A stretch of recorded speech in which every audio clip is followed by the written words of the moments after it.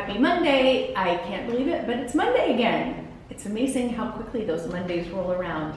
I've been talking a lot recently about, or referencing a book that I read that I absolutely love. I'm going to show it to you again. I showed it on Instagram because it's a book. It's called Whisper. It's by Mark Batterson. It's just about hearing the whisper or the voice of God in a very loud world. And one chapter that resonated with me so much talked about the voice of gladness, which is things that we find joy in, or also our desires, are placed there for a reason. And that when we really work to find the joy in our life, the ripple effects are powerful. And I didn't realize until I read this chapter, this book I've had to take in slowly because it's so rich and there's so much wisdom, and I really wanted to learn in the process of it. So I read it, highlighted it, and then I've since gone back and taken notes from what I highlighted in my journal because I just felt so impacted by the truth of what this book talked about.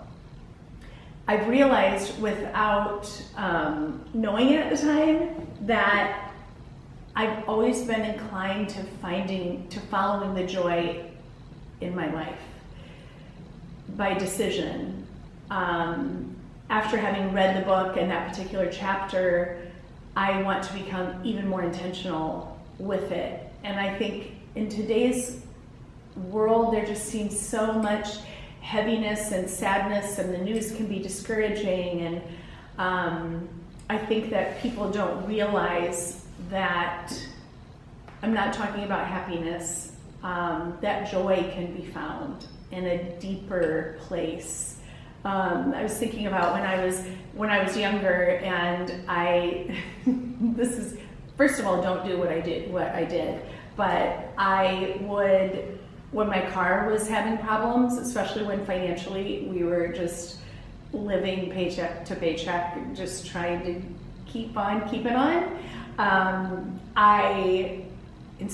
when my car would make bad noises that I didn't, would make me think, oh, I might need to get my car worked on, I would just turn the radio. My solution was to turn up the radio louder until eventually one day my car just would no longer drive. Shocking. But I would turn up the music louder, and to this day, part of my mental setting an intention is just literally going for a drive and cranking music that fills my spirit and my soul. And it doesn't even have to be, sometimes it's something, completely meaningless and something from my, past, or old disco music from the 70s. It really doesn't matter. It just depends on what particular mood. And if it's the sun shining, and if it's a beautiful day and I can put the top down and my hair can be like going all over it, that's even better. Alanna and I talk a lot about the psychological effect of just getting in a car and driving. It's pretty cool. One of the songs that I really connected to early on, when I was raised Catholic, and I'm so thankful for being raised the way that I was. As I got older, my spiritual journey really kept growing, and I wanted to find God in my life outside of religion. And one song that really resonated with me, somehow I stumbled across BB and CC Winans. For those of you who know who they are, it was like the 80s, and I would listen, or no, it was probably the 90s. I don't know when it was, but one of the songs I loved, which is actually a really powerful verse, is "Count It All Joy." Now that can sometimes, if you just take it at that, like a little inspirational something, and the reality of life is that life is hard. Hardship will come, pain will come, sadness, grief, we all deal with it. We have hard times and bad days, and I've had my share, but I will say that more often than not, I look to find the joy in the day, and that there's something really wonderful about it. One of the lines from this book that Mark Batterson wrote is, "The only way to drown out the pain is to sing over it." And I have found that music, for me, my prayer life also involves music, praise and worship music. Sometimes on the day that you least feel joyful or you feel overwhelmed, when you start singing along with something or just letting it fill the space that you are in and allow those words to kind of fall, that joy comes in the morning, every day's a new day, all of those things that are realities. I mean, we've all read great books or seen great movies where people overcome insurmountable things, and part of it is the keeping on, but also finding the joy in it, whether it be through a person or a moment, or how beautiful the sky looks, or isn't that tree wonderful, or a pet, or seeing somebody. One of the things that I appreciate about living in the city, and we felt was really important as Willa got older, we wanted her to see cities and be in New York and see that not everyone has the life that you have. You have to appreciate every single thing that you have. In this book too, they talked about 3 things that really impact somebody's life, but also make you more successful. And as I read it, in fact, I was sitting outside when we were in LA a few weeks ago, outside just taking in the morning, looking at a beautiful pool, seeing the sunrise, reading that these 3 things are really important, and they are. And I loved that as I read them, I'm like, if I had to define the foundation that's made our business what it is today, as I read it, I was like, wow, these 3 words are things that do define how Jeff and I run our life and our business. And even though it doesn't always make sense, or there are people that would, in a loving way, try and tell us to not be so this way because it makes you vulnerable. I loved reading this and going, I wouldn't change a thing, and this does really define. And these are the 3 words. Number 1, generous. The power of being generous, of not holding on.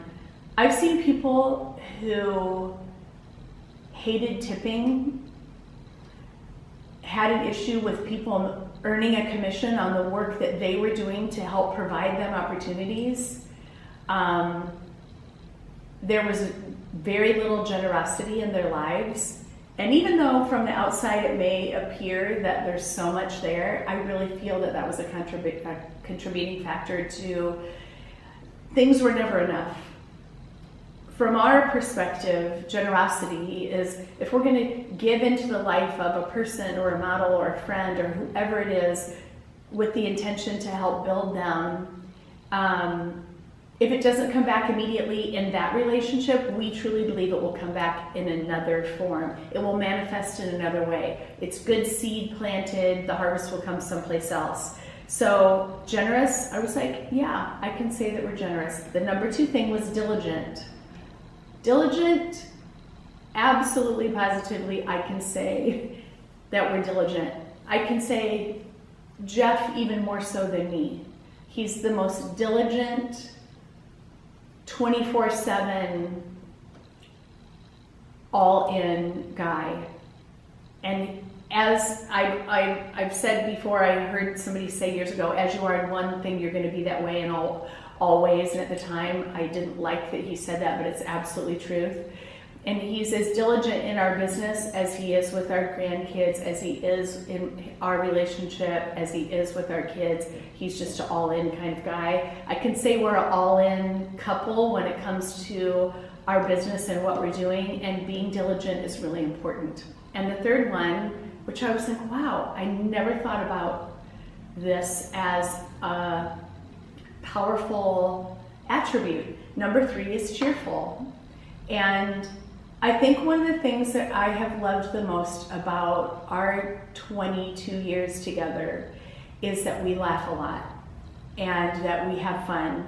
And Jeff loves practical jokes. He loves little fun things. There's a silly side to him, which brings out even more the silly side of me. And we, on the road trips that we have, we find things that just make us laugh. Or part of his love language with our family is teasing, and he's that way with our models, which brings a lot of laughter, which in turn becomes cheerful. When we put on our tribute shows, I can say, as hard as they are and how much effort it takes, we have a lot of fun, we laugh a lot, and that is part of choosing to be cheerful. So 3 things that can impact your life, your business, your goals are being generous, being diligent, and being cheerful. I love that. And this book has brought the reminder to me how valuable it is and how important it is in our lives to bring the joy in and to experience it and to laugh and have it be a deep thing. Not a happy, not a mean-spirited cutting, but a joy thing. It's a joy thing. I love the verse that is, the joy of the Lord is my strength. That's my strength. It's where it comes from. It's the foundation. It's the choosing to be joyful. Joy no matter what your faith is. You know, I have my faith, you may have a different faith, but the joy of your faith is a powerful thing. Not happiness, not nice, not sugary nice. It's an intention, it's a way that you work. I think a lot about in the fashion world how everyone greets and there's lots of kisses and air kisses and hugs and I'm like, wouldn't it be great if all those were genuine and that it wasn't just an act that we go through, but that there's a generosity, a respect, joy-filled intention.